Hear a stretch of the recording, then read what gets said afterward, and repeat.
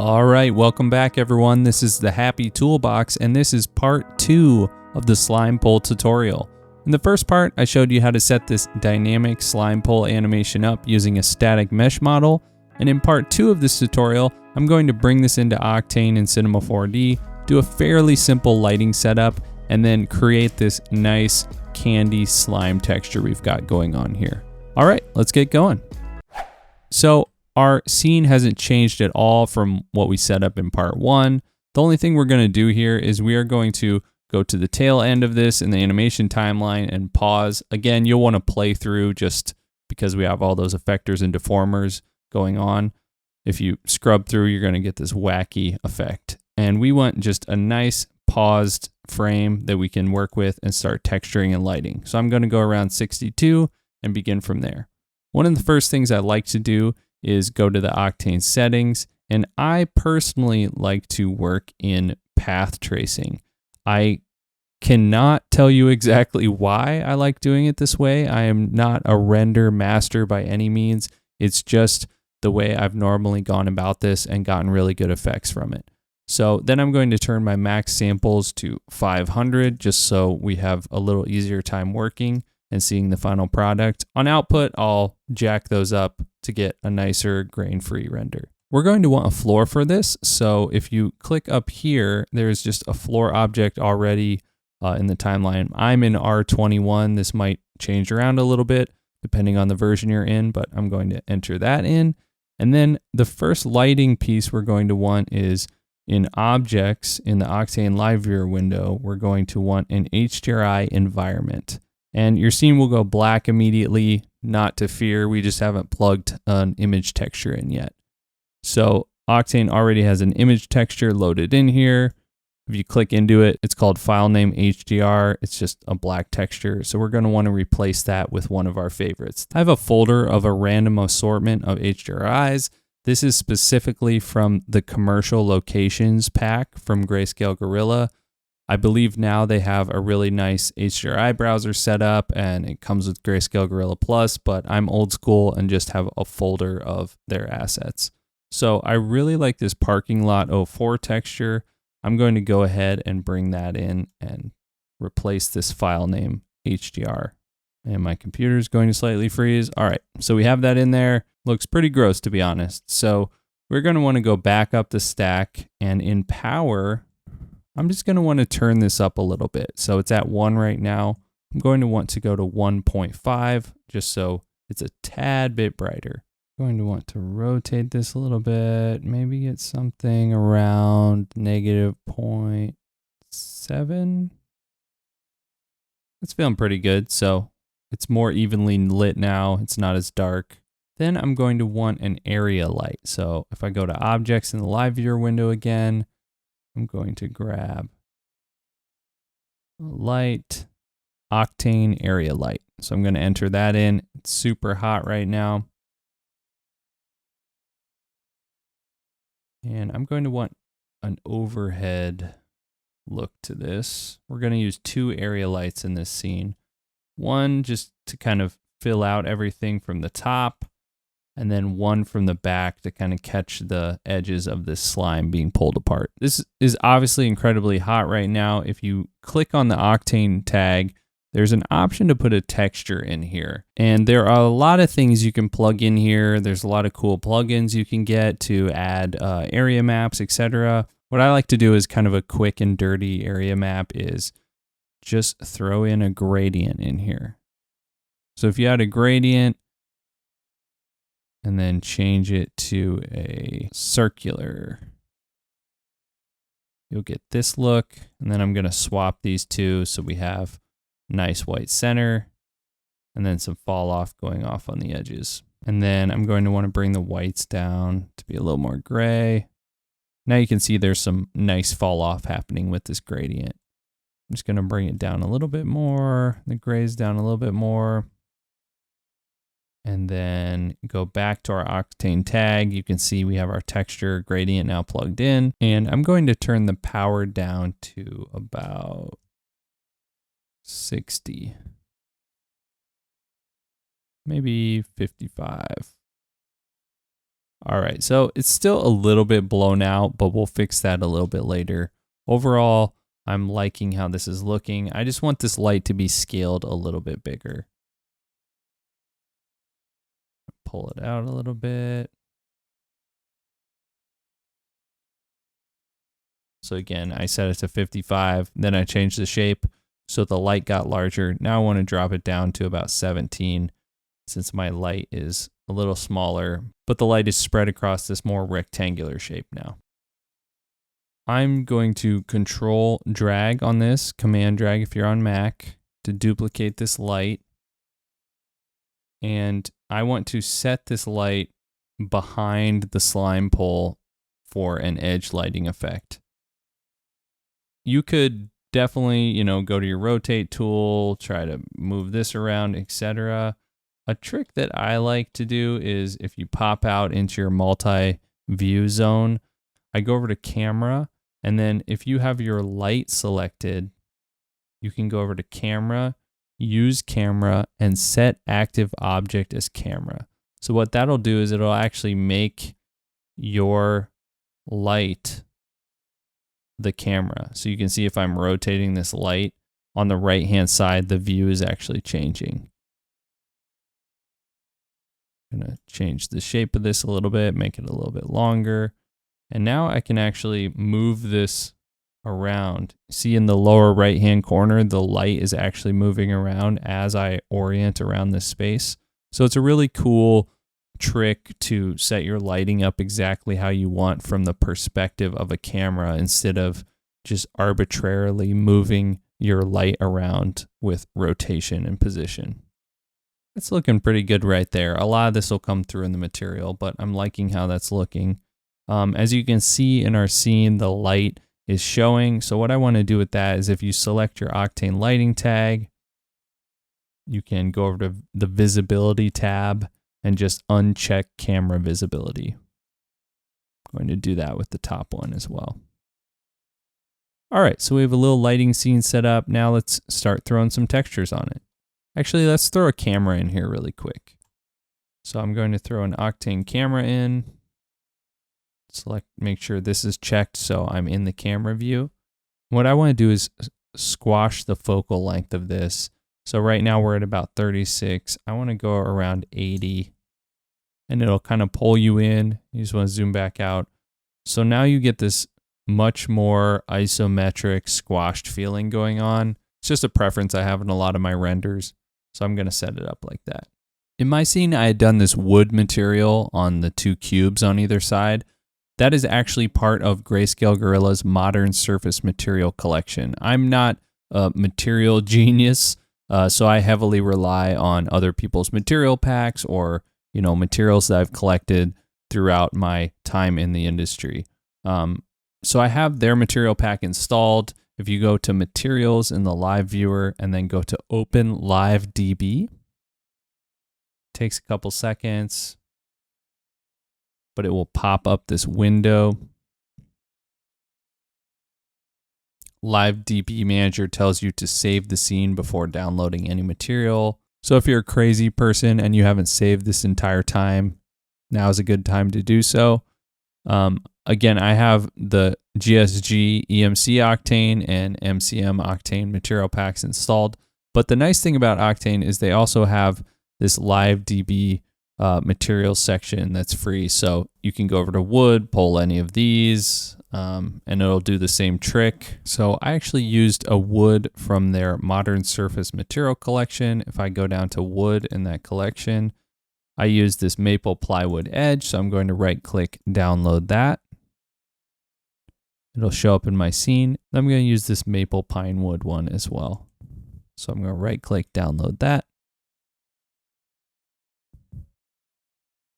If I open up my fracture object, plop these on either cube, it already looks pretty nice. Now that I'm seeing this with a wooden texture on it, these edges are way too round for me. So since we kept them live, I can just change those. I'm going to highlight both of them, change the radius to 2. You know what, maybe 1. That way it's a harsher edge, way more wood-like. Again, this looks pretty good as is, but I want another material to wrap around the edges here. So to do that, I'm actually going to stamp these down. So if I hit C on either cube, they will be stamped down.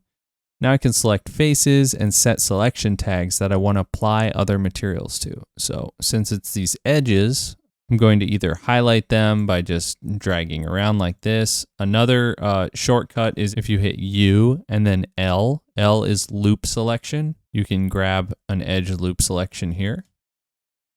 And if I select left cube, I can also get the loop selection there. So I'm going to go back to right cube. Now that I have these faces selected, I'm going to go up to select, set selection, and I'm going to do the same thing on the left cube. So I have these selected, select, set selection. They are currently both named the same thing, so just for due diligence, and so Cinema 4D doesn't get confused, I'm going to name one left edge and one right edge.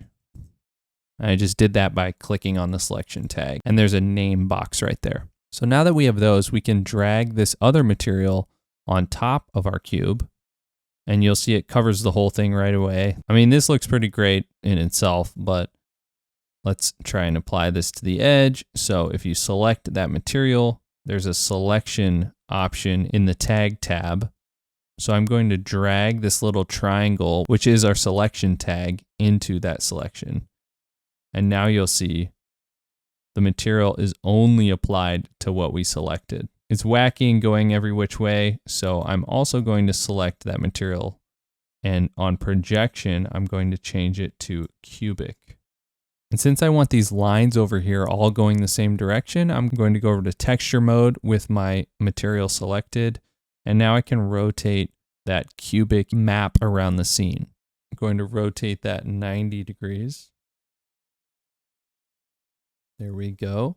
So now all the lines are going the same direction. I want it a little bit tighter, so I'm going to switch over to scale mode, which is T as a command on the keyboard, or you can select it up here.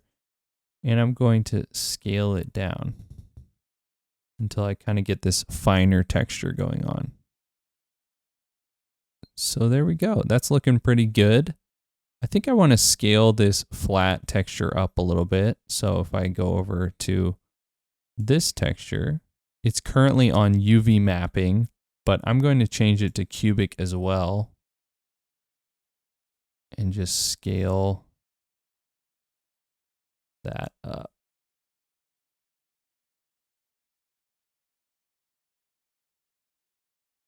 It's looking pretty good.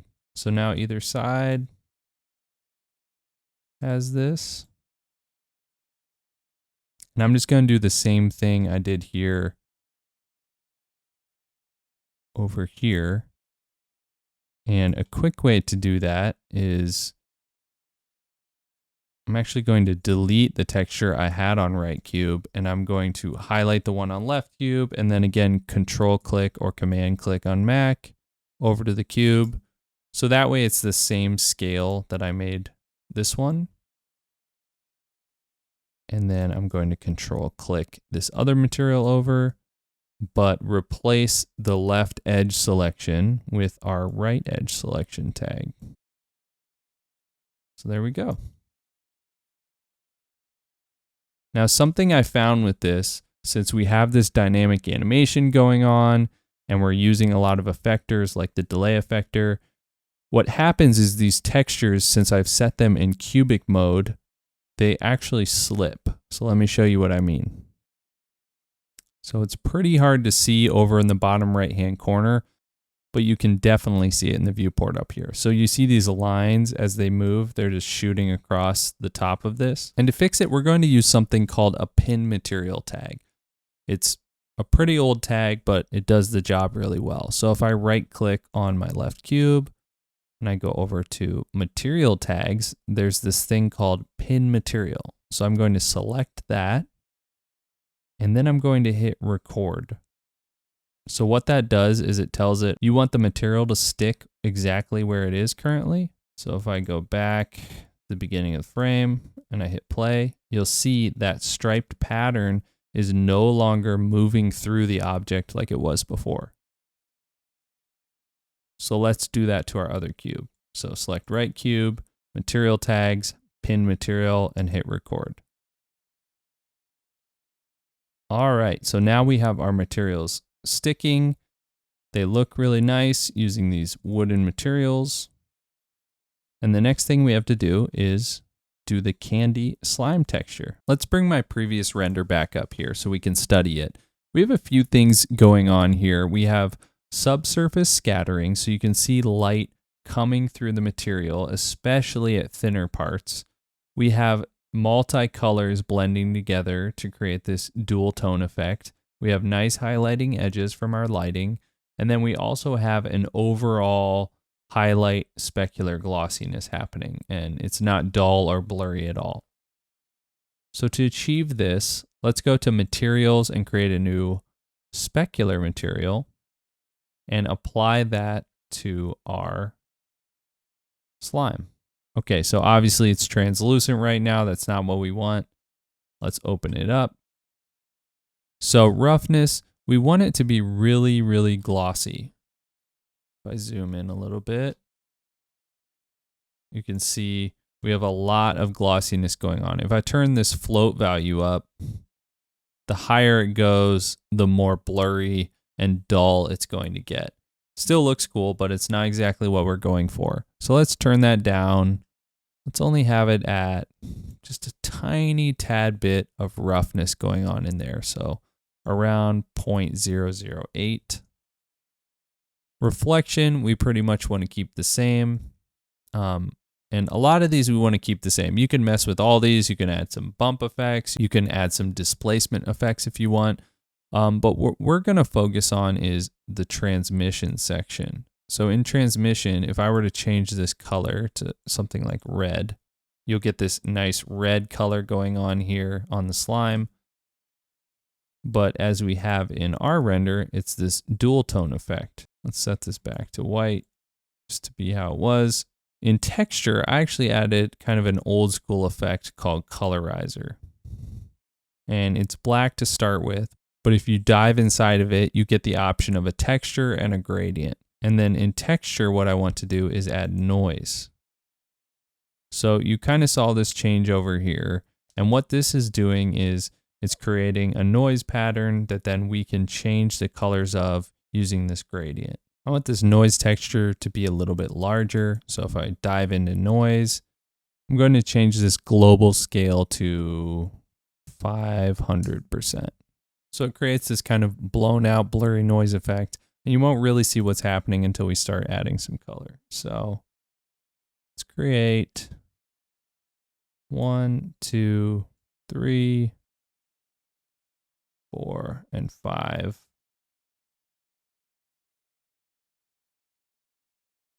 Color swatches. And the first one, I'm going to choose maybe a turquoisey color, really bright turquoise color. You can start seeing this shift a little bit up here once we start adding these swatches. It's looking a little bit more blotchy overall. I'm going to change this one to yellow. I'm going to change this one to light blue. This one, I'm going to do more of a pink color, like a hot pink. And then this one, I'm going to do just pure red.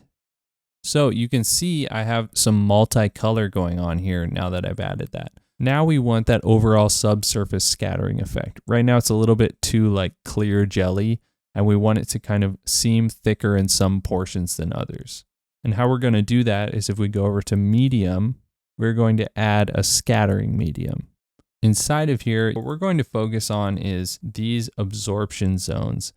I like using textures in here and colors that you can really dial in and control what you're doing. If you just start messing with the density, we can get this to a place that we like, but I think it's really valuable to add in an absorption color and scattering color so you can really dial in exactly what you want. If I click this little caret, I'm going to go over to plugins, C4D Octane, and I'm going to add a Rgb Spectrum. It's off the bottom of the screen, but you'll see it here. So Rgb Spectrum. And I'm going to leave that as white. And then in scattering, I'm going to click the little caret, add another Rgb Spectrum. And then in that one, I'm going to dive inside of it. And I'm going to make it more of a gray, a dark gray color. So what that did is made a less extreme range. Instead of just black and white where it's turning it up or down in the density, it just softens it a little bit in terms of scattering. Then I'm going to change this density up a little bit, around 15. And now you get some strands that have some kind of clear jelly-like moments to them while you still have some thickness on the other edges. I don't really like how clear this is in here. One way to kind of trick that in Octane is if you go over to the Common tab, there's this thing called Fake Shadows. It kind of creates some of its own shadows inside of this, so it doesn't look as see-through overall. If you want to change the patterns and color orientation that's happening here, if you go into your texture and into that colorizer zone, you can either A, mess with all of these gradient colors, or if you go into the noise pattern and you just change the seed, you'll kind of see it jumps around. So I am going to move this around until I get something that I like. There, I'm kind of liking how that's looking. So seed 687. I'm going to go over to my pinks, maybe make those a little more in the red. There we go. This is still a little dark over here, and I think I know what's happening. So if you go back into your jelly material, go into medium, scattering medium, I added this Rgb spectrum in absorption, and the default of that is what looks like white. But if you tap in here, it's actually not pure white. And this doesn't seem like this would do that much, but if I turn this 95 to 100, you'll see the whole thing gets way brighter. And now it's kind of too bright and translucent up here. So if we go back to our density, turn this up to like 100. There we go. Now we're starting to get more of this slime effect where it's a little more opaque on the sides. We still get this nice light coming through these pulled areas. I'm going to keep turning it up a little bit. Let's go to 400. Yeah, that looks great. So now we have some dark shadows going on under here, but we still have that light bleeding through the center areas. Okay, let's go back to our light. I want to adjust this a little bit.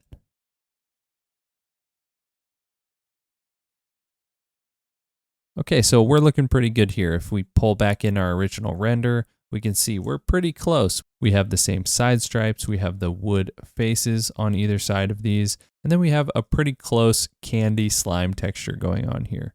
The last piece of this is just coloring your studio to make it pop a little bit more. So I'm going to go to material, just create a diffuse material, and then change that color to a light pink. And apply that to the floor. All right, that is it for this tutorial. Hopefully you enjoyed both parts of this and learned a few tips and tricks along the way. We got pretty close here to our original render. Be sure and like this video and follow our channel. We're going to be putting out a lot more tutorials, as I said previously. And if you're interested in any 3D asset packs, be sure and head over to thehappytoolbox.com. All right, until next time.